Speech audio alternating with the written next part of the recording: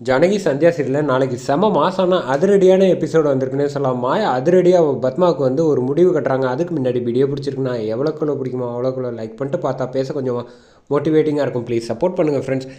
இங்கே பாருங்கள், தேவையில்லாமல் வாய் ரொம்ப அதிகமாக பேசிகிட்டு இருக்கீங்க, இது உங்களுக்கு நல்லது கிடையாது அப்படின்னு சொல்கிறப்ப என்ன பேச்சு பேசுகிற? கட்டின புருஷன் உனக்கு முக்கியமே கிடையாது, ஆனால் எங்கேருந்தோ வந்த இந்த கதிரவன் மட்டும் உனக்கு ரொம்ப முக்கியம் இல்லை. அதனால தான் நானும் பார்த்துக்கிட்டு இருக்கேன். ஒவ்வொரு தடவையும் நீ வந்து இப்படி தான் பண்ணிகிட்டு இருக்க. உனக்கு அவன் தாலி கட்டினானா, உனக்கு அவன் கூட சேர்ந்து வாழ போறியா இல்லை வாழ்ந்துட்டு இருக்கியா அப்படின்னு ஒரு வார்த்தையை சொன்னோன்னே இந்த பக்கம் மாயா வந்து செம கோவத்தில் வந்து பெழுன்னு வெளுத்து எடுக்கிறாங்கன்னே சொல்லலாம். இந்த பக்கம் பத்மா அந்த சமயத்தில் இன்னொரு வார்த்தை இதுக்கப்புறம் பேசினேன்னு ஏன் உன்னை தொலைச்சிருவேன் அப்படின்னு சொல்லிட்டு மறுபடியும் வந்து கோவப்பட்டு கை தூக்குறாங்க. அந்த சமயத்தில் சீனு வந்து தடுத்து நிப்பாட்டுறாங்க.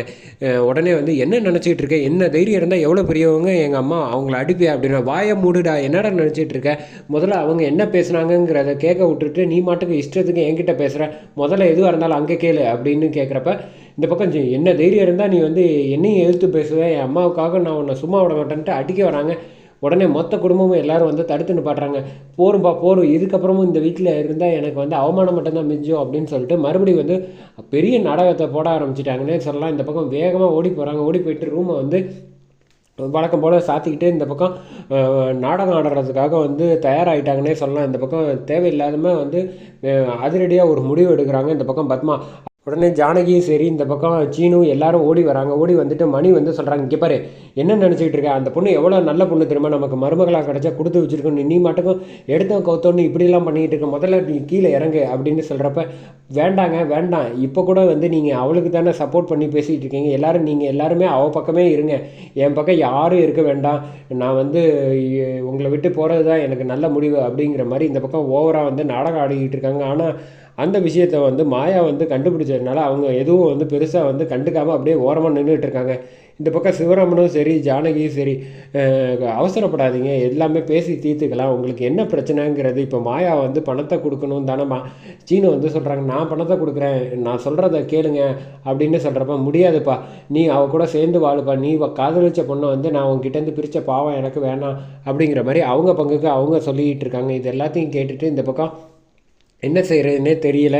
இந்த பக்கம் உடனே வந்து சரி கதவை வந்து முதல்ல வந்து உடச்சி திறப்போம் அப்படின்னு சொல்லிட்டு இந்த பக்கம் சிவராமனும் சரி, இந்த பக்கம் மணி வந்து பார்த்துக்கிட்டு இருக்காங்க. எதுவுமே பேசாமல் அப்படியே அமைதியாக இவ வந்து நிச்சயமாக வந்து ஒரு முடிவோடு தான் இருக்கா, மாயாவை வந்து பிரிக்காமல் விடமாட்டா போலையே சீனுக்கிட்டேருந்து அப்படின்னு யோசிச்சுக்கிட்டு இருக்க சமயத்தில் தான் இந்த பக்கம் வந்து டக்குன்னு சீனுவும் சிவராமனும் ரெண்டு பேரும் கதவை திறந்துட்டு இந்த பக்கம் பத்மாவை வந்து நல்லபடியாக வந்து காப்பாற்றிடுறாங்க. காப்பாற்றினதுக்கப்புறம் ஏமா இப்படிலாம் பண்ணிக்கிட்டு இருக்கேன், உனக்கு நான் வாக்கு கொடுக்குறேன் அப்படின்னு சொல்லிட்டு சீனு வந்து அதிரடியாக ஒரு சத்தியம் பண்ணி கொடுக்குறாங்க.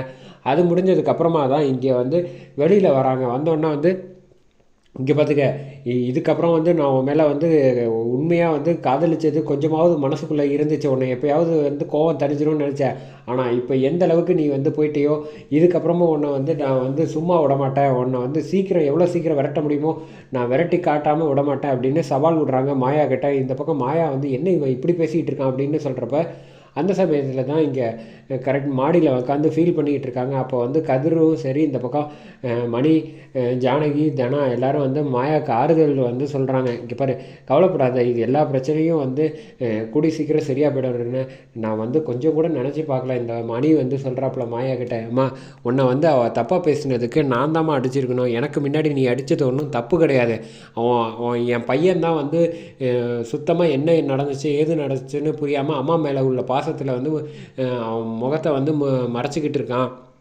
கூடி சீக்கிரம் வந்து அவனுக்கு வந்து பத்மாவோட முகத்தறியை நான் கிழிக்காமல் விட மாட்டேன், நீ விடுமா, உன் பக்கம் நான் இருக்கேம்மா, இந்த மாமா இருக்கேன், நீ தைரியமாக இரு அப்படின்னு சொல்கிறாங்க. அப்படியும் வந்து வருத்தப்பட்டு மாயா வந்து அழுதுகிட்டு இருக்கதோட அந்த சமயத்தில் தான் இங்கே வந்து பத்மாவை தனியாக வந்து பார்க்குறதுக்காக கிளம்பி வந்து வராங்க.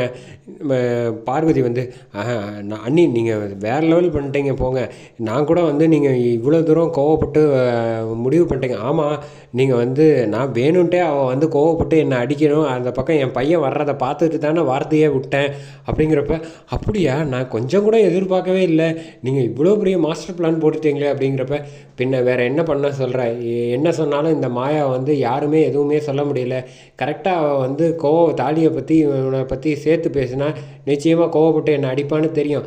அப்போ அடிக்கிறப்ப என் பையன் பார்த்துட்டான், இனிமேல் வந்து அவளை மனசு மாறிக்க வந்து ஏற்றுக்கவே மாட்டான், இந்த ஒரு விஷயத்தை மட்டுமே போதும், இதை வச்சே என் பையனை வந்து நான் அவகிட்டேருந்து பிரித்து சாரு வந்து வழக்கம் போல் நான் எப்படியாவது மனசை மாற்றி கட்டி வச்சிருவேன் அப்படிங்கிற மாதிரி வந்து இந்த பக்கம் சொல்லிகிட்டு இருக்காங்க. இவங்க பேசிக்கிட்டு இருக்க எல்லா விஷயத்தையும் வந்து அப்படியே அந்த பக்கமாக வந்துட்டு இருக்க கதிர் வந்து அப்படியே கேட்குறாங்க. கேட்டுட்டு செம கோவப்படுறாங்க. சரி இவங்களுக்கு முடிவு கட்டலாம் அப்படின்னு அவர் முடிவு பண்ணுறாரு.